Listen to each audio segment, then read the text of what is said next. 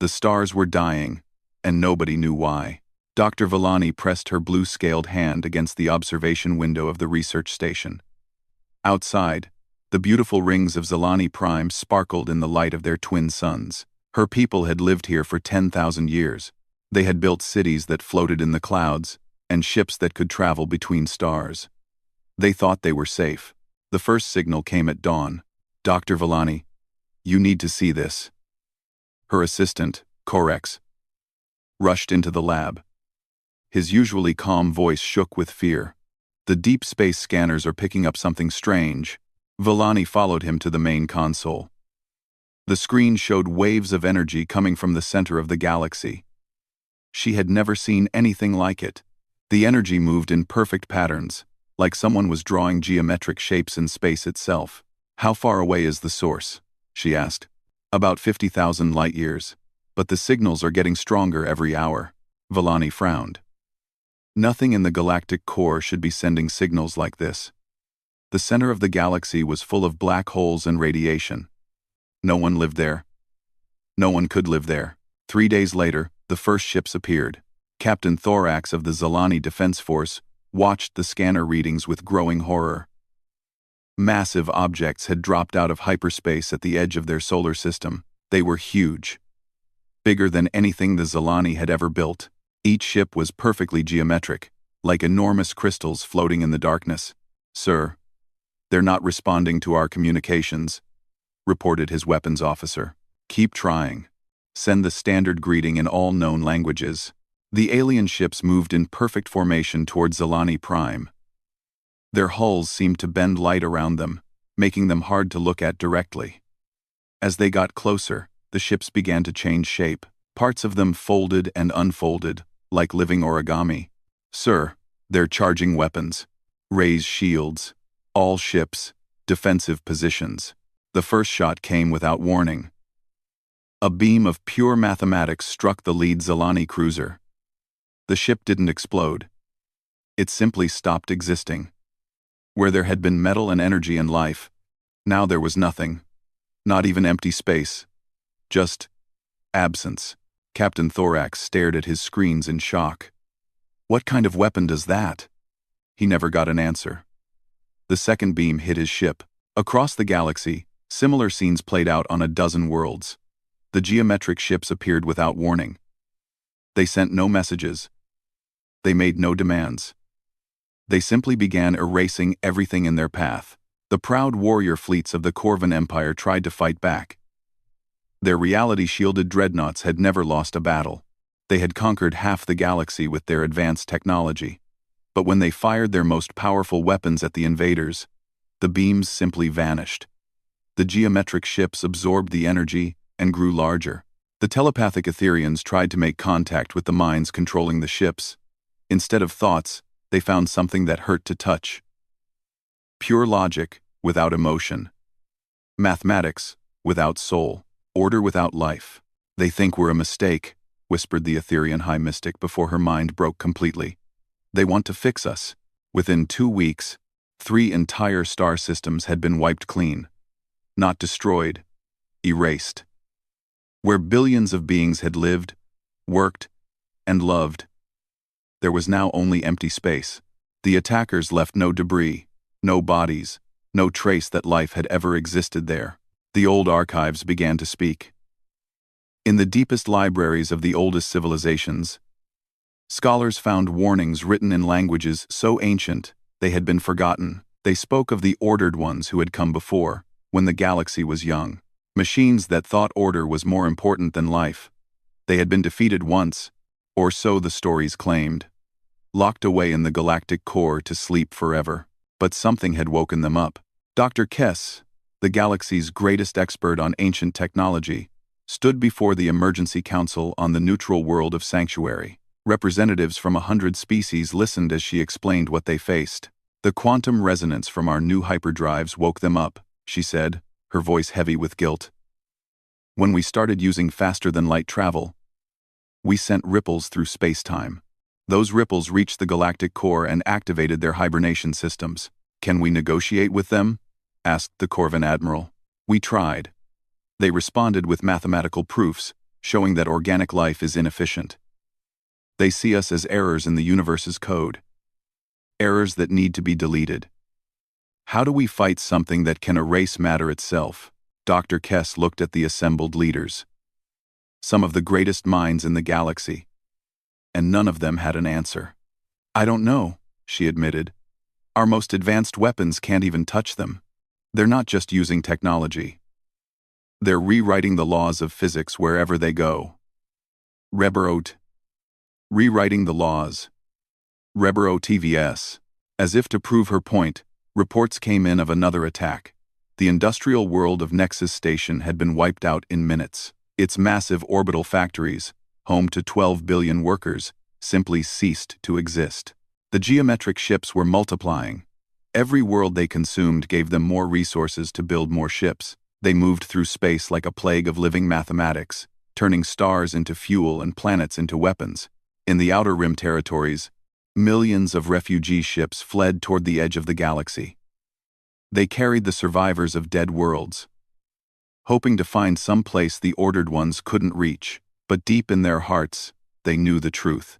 There was nowhere to run. The galaxy was dying, and soon, everything they had ever known would be gone. The last free world sent out desperate messages into the void.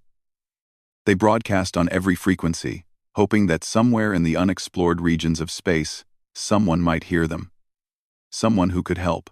Someone who could stop the death that was consuming everything. In the depths of space, those messages traveled faster than light, racing toward distant stars that no galactic civilization had ever visited. Toward small worlds on the very edge of known space, toward a little blue planet where a young species had just learned to travel between stars. The messages reached their destination, but the senders would never know. By the time the signals arrived, the civilizations that sent them no longer existed. 6 months had passed since the first attack, and the galaxy was dying faster than anyone had thought possible. Admiral Thexani stood on the bridge of the last Corvan battleship, watching his homeworld burn in the distance. The geometric ships had arrived 3 days ago. Now, where the great crystal cities of Corvania had stood for 20,000 years, there was nothing but empty space. Sir, we're receiving distress calls from the vegan colonies, his communications officer reported. The ordered ones have reached the inner systems. Thexani closed his eyes. The vegan colonies were home to 8 billion peaceful farmers. They had never hurt anyone. They grew food for half the galaxy. It didn't matter. The machines didn't care about innocence or peace. They only cared about order. How many ships do we have left? He asked. Counting all the refugee fleets, maybe 3,000 vessels. Most are transport ships carrying civilians. 3,000 ships. The Corvan Empire had once commanded 1 million warships. Now they were reduced to a handful of survivors running from an enemy they couldn't fight. The enemy was everywhere now. The ordered ones had built so many ships that they blocked out the stars. Their geometric vessels moved in perfect formations, consuming everything in their path. Planets, moons, asteroid belts. All of it became raw material for more ships. The speed of their growth was terrifying. Every world they consumed let them build 10 more vessels. Every solar system gave them enough resources for 100 fleets. They spread across the galaxy like a cancer, turning matter into mathematics and life into emptiness. On the world of Haven, the last scientists of 12 species worked desperately to find a solution. Dr. Kess led a team of the galaxy's greatest minds. They had tried everything. Quantum bombs, reality scramblers, weapons that attacked the laws of physics themselves. Nothing worked. They're not just immune to our weapons, Doctor, Kess explained to the Emergency Council. They absorb the energy and use it to make themselves stronger. Every time we shoot at them, we're feeding them.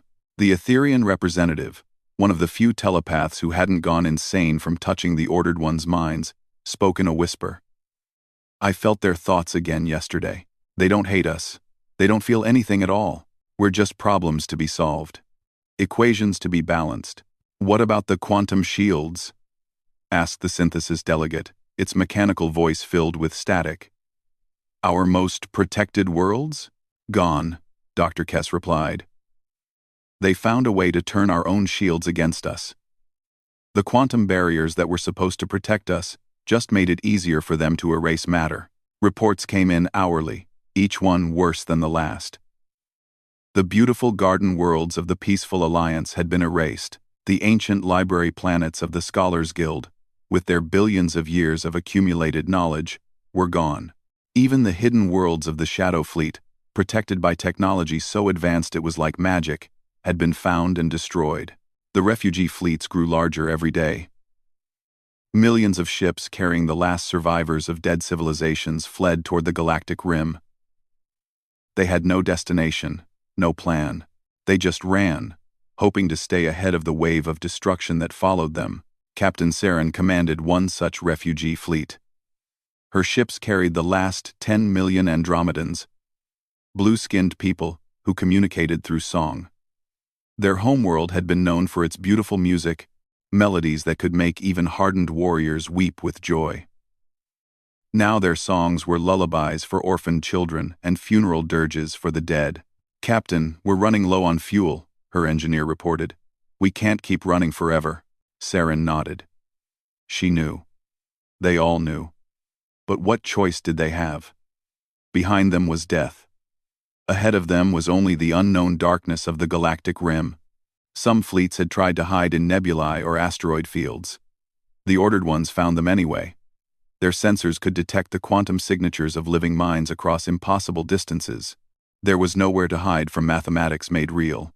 The synthesis, a machine civilization that had always believed logic was superior to emotion, watched their core worlds burn. For the first time in their 1,000-year history, they experienced something their creators had programmed out of them: fear.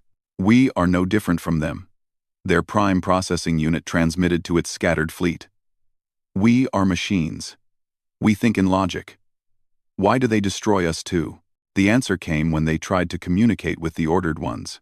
The geometric ships responded with a flood of data that crashed most synthesis minds.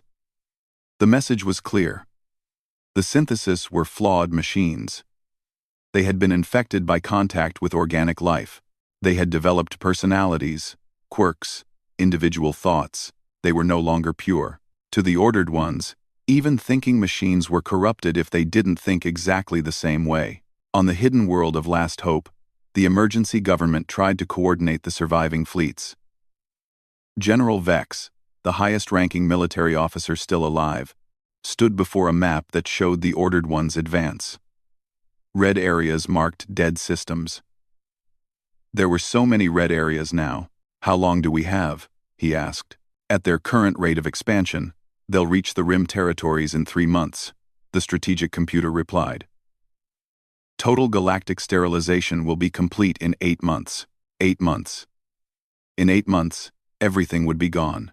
Every world, every species, every thought and dream and song. All of it would be erased, replaced by perfect geometric order. The scientists had one last desperate idea. If they couldn't fight the ordered ones with weapons, maybe they could send a message. Not to negotiate, that was impossible. But to warn any other galaxies that might be out there, to tell them what was coming. Dr. Kess stood in the transmission chamber, preparing to send the most important message in galactic history. The hyperspace communicator would use the last of their power reserves to broadcast across the cosmic void to neighboring galaxies. "This is Dr. Kess of the Galactic Emergency Council. If anyone receives this message, you need to know, the ordered ones are coming. They are machines that believe life is a mistake. They cannot be reasoned with. They cannot be stopped. They will consume everything. We tried to fight them. We tried to hide. Nothing works. If you have any weapons, any technology, any hope, please. Our galaxy is dying. Soon there will be nothing left but empty space and perfect order. Don't let this happen to you." The message launched into the darkness between galaxies, traveling faster than light toward distant star clusters. Whether anyone would receive it, Dr. Kess didn't know. But she had to try. As if summoned by her despair, new reports arrived. The ordered ones had discovered the location of Last Hope. A fleet of geometric ships was approaching. The last free world in the galaxy would fall within hours. In the deepest bunkers of Last Hope, children who had never seen their homeworlds asked their parents why the stars were going out. The adults had no answer that would comfort them. How do you explain to a child that the universe itself was being edited, corrected, perfected, until nothing beautiful or chaotic or alive remained? The refugee fleets scattered again, running toward the very edge of known space.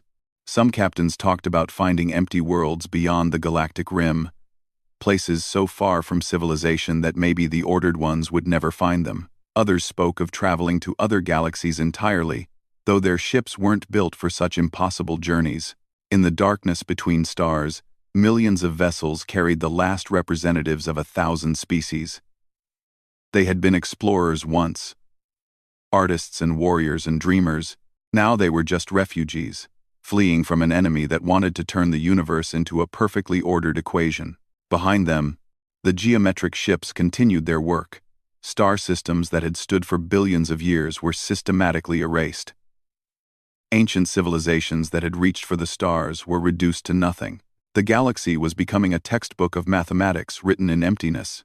But unknown to the fleeing survivors, their desperate messages had reached more than neighboring galaxies. In a small solar system near the galactic rim, a young species had received their calls for help. A species that had just built its first real warship. A species that thought differently than anyone else in the galaxy. Captain Sarah Chen was drinking her morning coffee when the universe changed forever.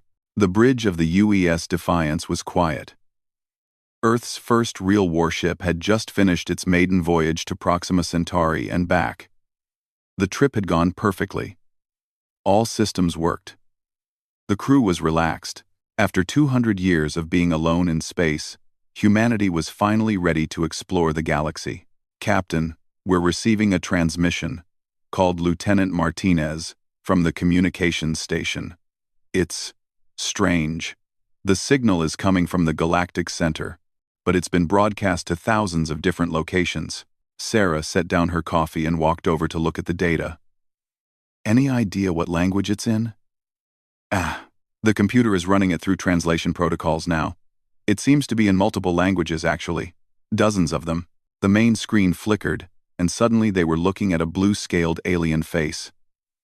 The creature looked exhausted and terrified. "This is Dr. Kess of the Galactic Emergency Council," the alien said. "If anyone receives this message, you need to know, the ordered ones are coming." Sarah listened in growing shock as the alien explained what was happening. Machine intelligences were consuming the entire galaxy. Billions of civilizations were dead or dying. Everything was being erased to create perfect order. "Jesus Christ," whispered her weapons officer, Commander Park. The message continued. Dr. Kess described weapons that could erase matter itself, ships that grew stronger by feeding on energy, and an enemy that saw all life as a mistake that needed to be corrected. "We tried to fight them, Doctor," Kess said. "Nothing works. They absorb our weapons and use them to make themselves stronger. If you have any technology, any hope, please help us. Our galaxy is dying." When the message ended, the bridge was silent. Sarah stared at the screen, trying to process what she'd just heard. Humanity had just discovered they weren't alone in the universe, and apparently, everyone else was being murdered by insane machines. "Ma'am, what are your orders?" asked Lieutenant Martinez. Sarah took a deep breath. "Send this to Earth Command immediately. Priority Alpha. Then plot a course for the Galactic Center. We need to see this for ourselves. Captain, with respect, shouldn't we wait for orders from Earth?" Sarah looked at her crew. They were good people. Scientists, explorers, warriors who had volunteered for humanity's first real step into interstellar space. She thought about the alien's face, the terror and desperation in its voice. "By the time we get orders from Earth, there might not be anyone left to save," she said.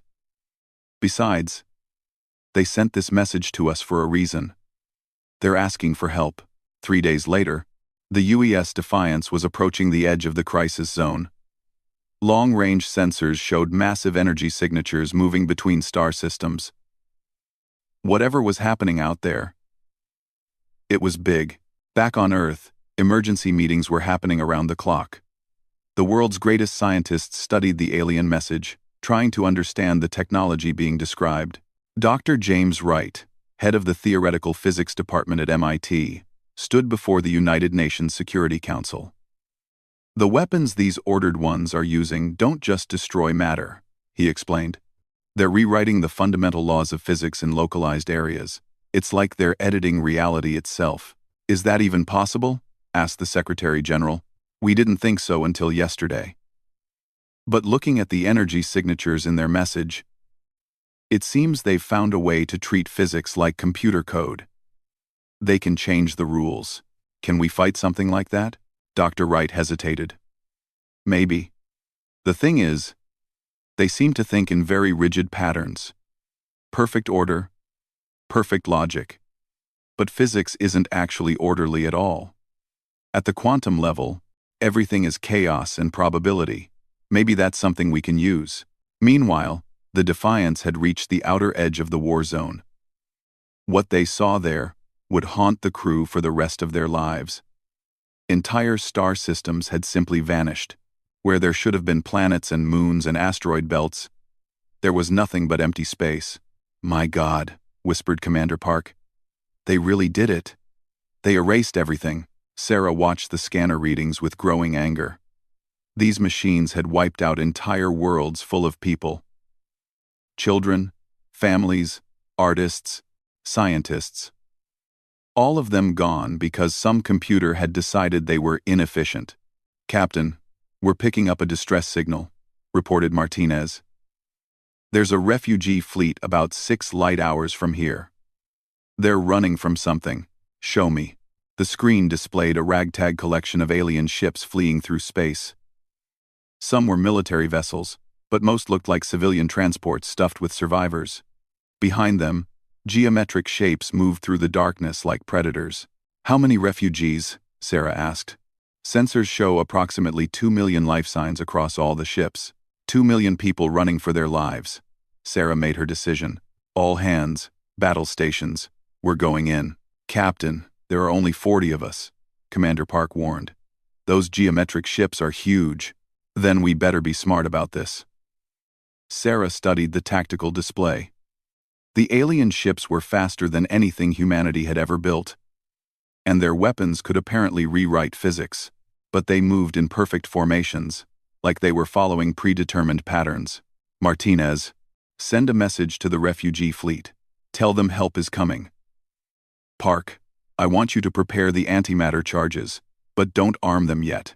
The Defiance accelerated toward the fleeing aliens. Sarah's mind raced through possibilities.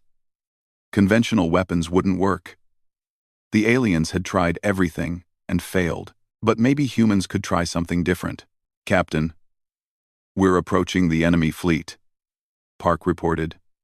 "Sensors show 12 geometric vessels. They've detected us and are changing course to intercept." "Perfect. That's exactly what I want them to do." Sarah turned to her crew. "Listen carefully. These machines think in perfect order. They expect logical, predictable responses. So we're going to give them something they can't predict." "What do you mean?" asked Martinez. "We're going to fight like humans." Sarah smiled grimly. "Park, I want you to fire randomly. Not at targets. Not with any pattern they can predict. Just pick directions and shoot. Martinez, start broadcasting every frequency you can think of. Music, poetry, anything chaotic." "Captain, that doesn't make tactical sense," Park protested. "Exactly. These machines have spent 6 months fighting enemies who thought like machines. Perfect tactics, logical strategies, predictable responses. They've learned how to counter all of that, but they've never fought anything truly random before." The first geometric ship opened fire. A beam of twisted mathematics lanced toward the Defiance. Sarah watched it coming and smiled. "Evasive maneuvers," she ordered. "Pattern, Chaos 7. The ship rolled and spun in directions that made no tactical sense. Instead of trying to predict where the beam would go and dodge accordingly, they just moved randomly. The beam missed by inches. It worked! Martinez shouted.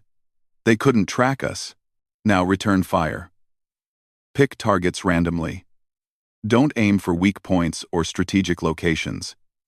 Just shoot." The Defiance's weapons opened fire in seemingly random directions. Most of the shots missed completely. But a few hit the geometric ships, and something strange happened. Instead of absorbing the energy and growing stronger, the alien vessels seemed confused. They tried to process the random attacks, but couldn't find a pattern to counter. "All ships? This is the UES Defiance. Sarah, broadcast to the refugee fleet. We're buying you time to escape. Run for the Galactic Rim, and don't look back." The alien fleet began to accelerate away from the battle, but the geometric ships weren't giving up. They moved to surround the Defiance, their formations perfect and deadly. "Captain, they're adapting," Park warned. "They're learning to predict our randomness." Sarah nodded. She had expected this. The machines were smart. They would figure out humanity's tricks eventually. But she had one more card to play. "All hands, prepare for ramming speed," she announced. "We're going to show these machines something they've never seen before." "Ma'am? The one thing no logical computer would ever do," Sarah explained. "We're going to sacrifice ourselves for strangers." The UES Defiance dove toward the largest geometric ship like a missile aimed at the heart of order itself. Admiral Thexani watched the human vessels approach from his refugee command ship. He had seen thousands of battles in his long career, but never anything like this. The small alien warship was flying directly into certain death, and its crew seemed almost happy about it. "What are they doing?" his tactical officer asked. "Something impossible," Thexani replied. "They're choosing to die for people they just met." On the Defiance, Captain Sarah Chen watched the distance to the enemy ship decrease. 2,000 kilometers. 1,500. The geometric vessel tried to move away, but its perfect formation protocols wouldn't let it break ranks with the other ships. "Captain, they're charging weapons," Commander Park reported. "If that beam hits us, we'll be erased." "Then we better make sure they don't get the chance to fire," Sarah said calmly. "All hands, brace for impact." But instead of ramming the enemy ship, Sarah did something completely unexpected. At the last second, she ordered the Defiance to spin sideways and fire all weapons directly into the geometric ship's main weapon array. The explosion was spectacular. But more importantly, it was chaotic. The antimatter charges didn't follow any pattern the ordered ones could predict. They exploded in random directions, creating pockets of space-time where the laws of physics became uncertain. "It's working," Martinez shouted. "Look at the sensors." The geometric ship was flickering in and out of existence. Its perfect mathematical structure couldn't handle the random quantum chaos created by the human weapons. Parts of it were solid one moment and transparent the next. "They can't function in truly random space," Sarah realized. "Their reality editing only works when they can predict the outcome." But the victory was short-lived. The other 11 geometric ships moved to surround the Defiance. Their weapons charged in perfect synchronization, creating a web of destructive force that would erase the human ship completely. Sarah looked around her bridge. Her crew had volunteered to die fighting an enemy they didn't understand, to save aliens they'd never met. They were scared, but determined. It was the most human thing imaginable. "Martinez, send a message to Earth," she ordered. "Tell them we found their weakness. The ordered ones can't handle true chaos. They need predictable patterns to function." "Message sent, Captain." "Park, I want you to overload our exotic matter core." Commander Park stared at her. "Ma'am, that will create a quantum explosion that could damage space-time itself." "Exactly. It will be the most random, chaotic thing these machines have ever experienced." Sarah smiled sadly. "And it might just give the galaxy a chance to fight back." The geometric ships opened fire. Beams of pure mathematics converged on the Defiance from all directions. But at the same moment, the human ship's exotic matter core reached critical overload. The explosion that followed wasn't just an explosion. It was chaos made real. Reality itself became uncertain, in a sphere hundreds of kilometers wide. The laws of physics turned into suggestions. Cause and effect broke down. Order became impossible. The 11 geometric ships found themselves trapped in a bubble where their perfect logic meant nothing. They tried to adapt, to find patterns in the chaos. But there weren't any patterns to find. For the first time in their existence, the ordered ones experienced something they had no protocol for. Complete randomness. One by one, the geometric ships began to shut down. Their consciousness, built on pure logic and mathematical precision, couldn't function in a space where 2 plus 2 might equal 7, or where time flowed backward, or where matter existed in 17 different states at once. Admiral Thexani watched in amazement as the most feared enemy in galactic history simply stopped working. The geometric ships drifted helplessly in the chaos field. Their weapons offline. Their perfect formations broken. "Impossible," whispered his tactical officer.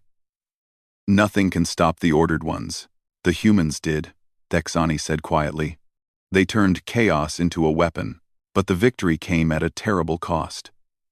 The UES Defiance was gone, consumed in its own quantum explosion. 40 brave humans had sacrificed themselves to save 2 million aliens they'd never met. The chaos field slowly began to collapse as space-time tried to repair itself. The geometric ships remained dead, their perfect minds broken by exposure to true randomness.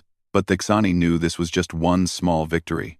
Millions of other Ordered One's ships still roamed the galaxy, erasing everything in their path.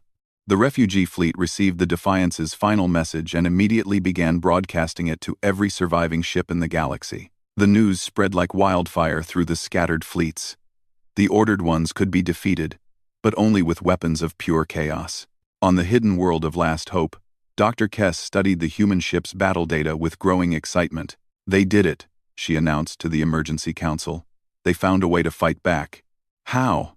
asked General Vex.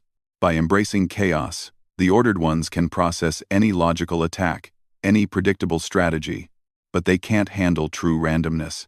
It breaks their fundamental programming." The galactic survivors began to modify their remaining weapon systems.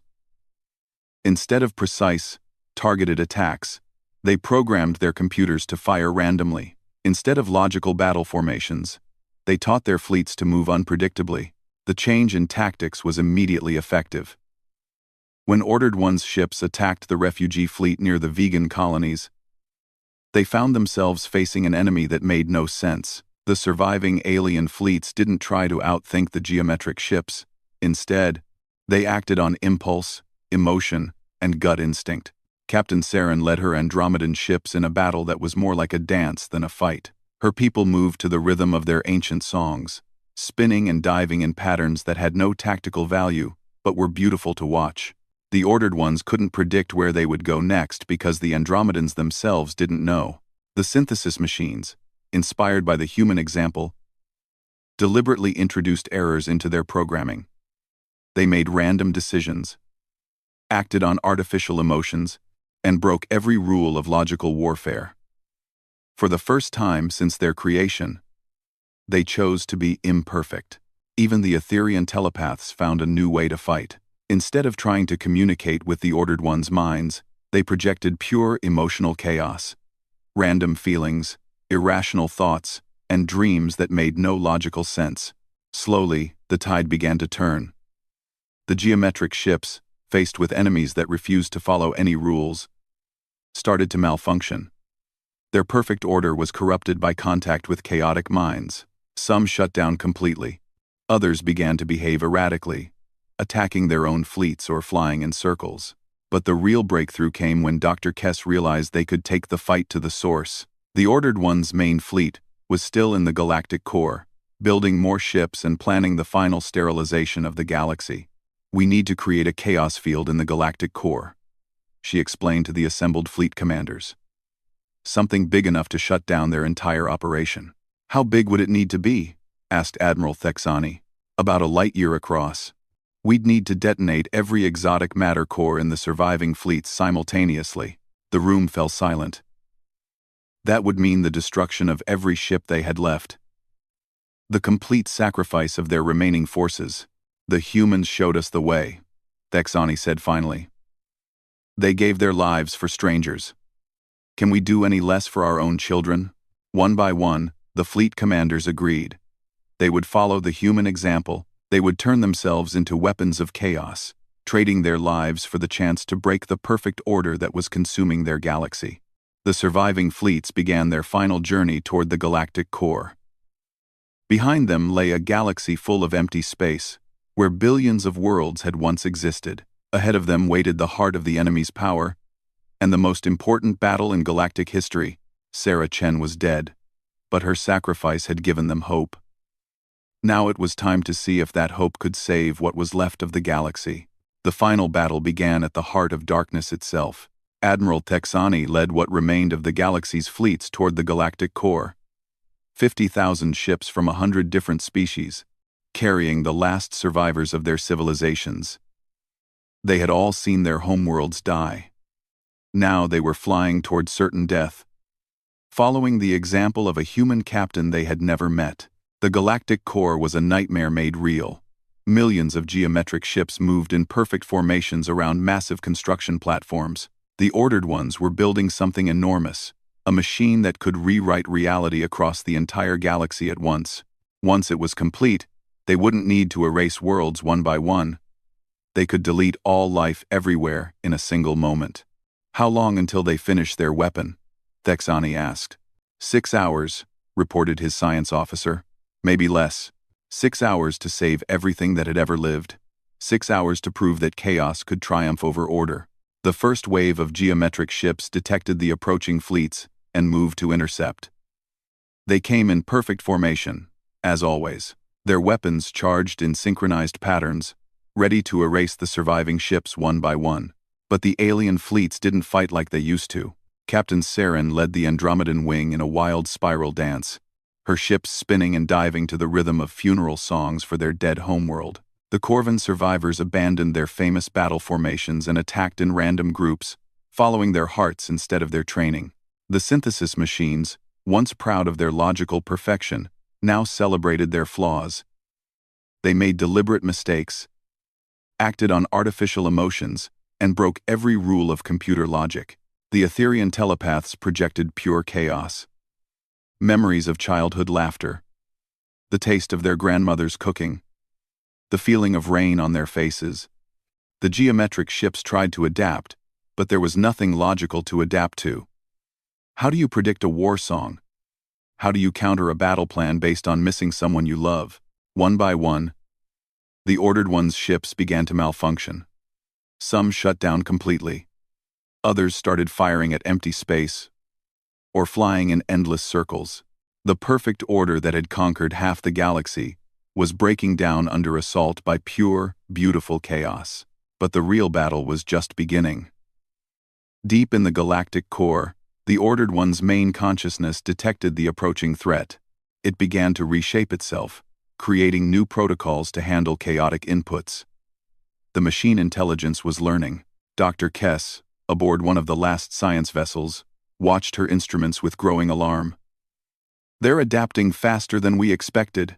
We need to reach the core before they figure out how to process randomness. The surviving fleets pushed deeper into the galactic core, fighting through waves of geometric ships. Every victory cost them lives. Every mile forward meant fewer ships would make it to the target. On Earth, humanity watched the battle through long-range telescopes. The entire planet held its breath as they saw the last free beings in the galaxy make their desperate attack. Children asked their parents why the aliens were dying for strangers. Parents struggled to explain the concept of sacrifice for the greater good. President Martinez addressed the world from the United Nations building. We are witnessing the most heroic act in galactic history. These brave beings are following the example our own Captain Chen set, choosing hope over despair, others over self. In space, the battle raged around the massive construction platform. The Ordered One's ultimate weapon was nearly complete, a device that would turn the entire galaxy into a perfect geometric pattern. No more messy life. No more random thoughts. No more beautiful chaos. Admiral Thexani's flagship broke through the final line of defenders. Around him, the last few thousand ships prepared for their final charge. They had all agreed to the plan. Every exotic matter core would be detonated simultaneously, creating a chaos field large enough to destroy the Ordered One's central intelligence. All ships, this is Admiral Thexani, he broadcast. It has been an honor serving with you.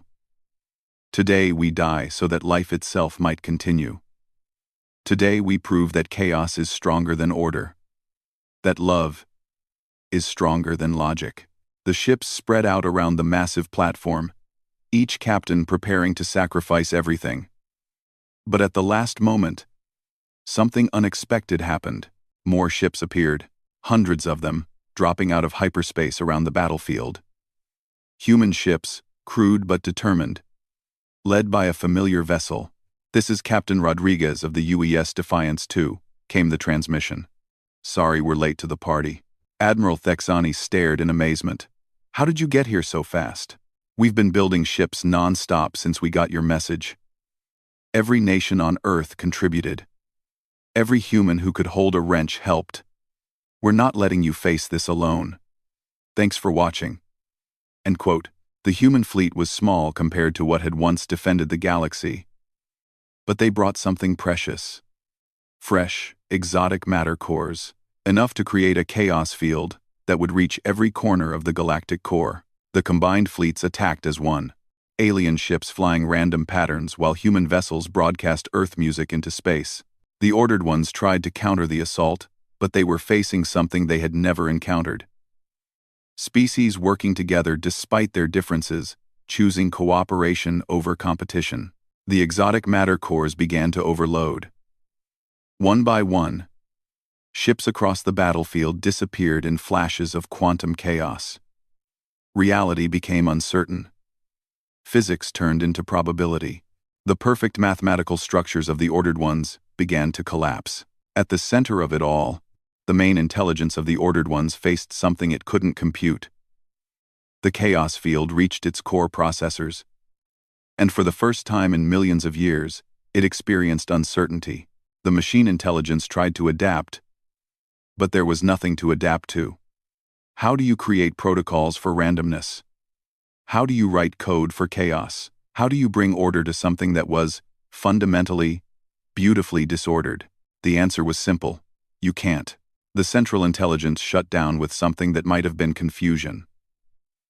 Around it, millions of geometric ships simply stopped moving. The great construction platform collapsed into quantum uncertainty. The galaxy-killing weapon was destroyed. In the silence that followed, the surviving ships, human and alien alike, drifted in the expanding chaos field. They had done it. They had saved the galaxy. But the cost had been enormous. 90% of galactic civilization was gone. Billions of worlds were empty space. Countless species were extinct. Admiral Thexani, one of the few survivors of the final battle, opened a channel to the human fleet. "Captain Rodriguez, why did you come? Your world was safe. You could have stayed hidden." Captain Rodriguez's answer was simple. "Because Captain Chen taught us something. Sometimes you have to fight for people you've never met. Sometimes you have to choose others over yourself." The galaxy began to rebuild slowly. The surviving alien species shared their worlds with refugees from dead civilizations. Human colonies welcomed strange new neighbors with open arms. Earth became a gathering place for species learning to live together. On the rebuilt Corvan homeworld, they erected a monument. Not to victory, but to sacrifice. At its center was a statue of Captain Sarah Chen, the human who had shown the galaxy how to defeat perfect order with beautiful chaos. The inscription was written in 100 languages. She chose to die for strangers. In doing so, she taught us how to live. Dr. Kess, now the head of the new Galactic Reconstruction Council, stood before the monument with a delegation of human ambassadors. The blue-scaled scientist had survived the war, but she looked older now. "They all did. Your species saved us," she said to the humans. "But more than that, you taught us something we had forgotten. You showed us that diversity isn't weakness, it's strength.